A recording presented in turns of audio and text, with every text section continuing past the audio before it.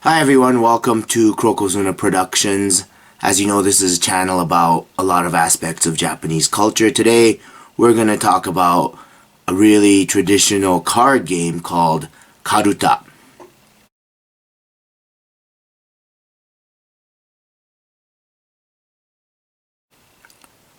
Now this is a very difficult game to master. I don't think it's something that we're going to go, oh, let's play Karuta and we can learn. So as you saw in the picture, there's these cards. And all these cards contain a poem. And the crazy part is that all these poems have to be memorized. And there's 100 of these cards. And a lot of these are in ancient Japanese. Like Sakyo no daibu, Michimasa, ima wa tada, omohi taenamu tobakari o hitotsu de nara de ifuyoshimo gana. I have no idea what that means, to be honest with you, and I speak pretty good Japanese. So memorizing something that you really don't know the meaning of is very difficult. For example, another one. Taira no kane mori shinobure do iro ni ide ni keri waga kohi wa mono ya omofu to hito no tofu made. Okay, once again, if you asked me to translate this in English, I would be struggling. Now, here's the other crazy element of this game. What happens next is the players are actually going to use these cards, which are in hiragana, which is the phonetic Japanese alphabet, which do not contain the kanji characters.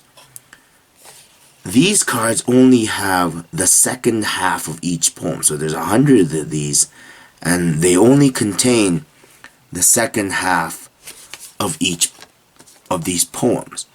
So two players sit on a mat, they bow to each other, and as in a lot of Japanese traditional arts like kendo, you say yoroshiku onegai shimasu, which, is a show of respect, saying, okay, we're going to compete against each other, but we're going to be friendly about it.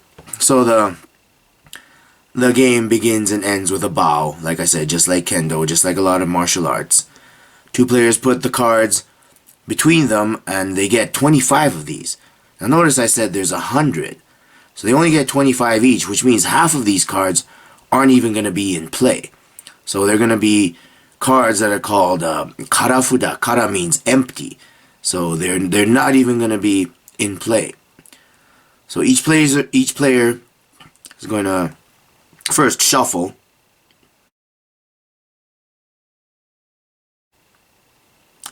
And then they're going to place their cards in a strategic order. And here's a picture.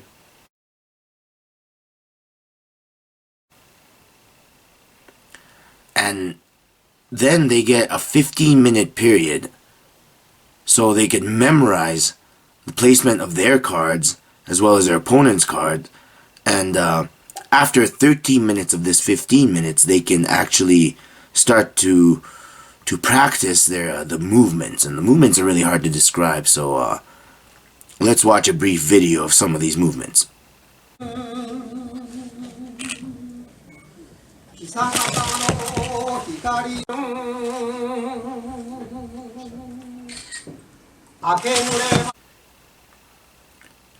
Now when the game begins, there's going to be a reciter, and the reciter, as you saw in the little clip, is reciting the poem, and the players are intently listening, and the way these are recited is they're like almost half singing, half, half like reciting. And on all these sets, like this set that I have in front of me, actually comes with a cassette tape, because most people won't be able to recite these poems. So the players have to listen intently and then find the matching cards. So once the poem is identified, the players compete to try to grab these cards or slap them away or hold them as quickly as they can. So there's a lot of concentration, a lot of reflexes. And there are two ways to take the card. One is to just touch, and the other is to swipe. So once again, let's watch a little bit of the video on how that's done. 忘れじの行く末まではなしちぎりをきしさせもが強い命にて And ultimately, the game is won when these your cards are all gone. So 福からに秋の草木のしおるれば players just are very aggressive. They pounce on these cards, and when they see a card in the opponent's territory, they can identify it, grab it, and then when that happens, they can give one of their cards to the opponent's territory. So really the object of this game is to eliminate all the cards from your territory. And of course there's going to be some penalties or fouls, which I won't go into because I really can't play this game. I'm just sharing with you a piece of Japanese culture.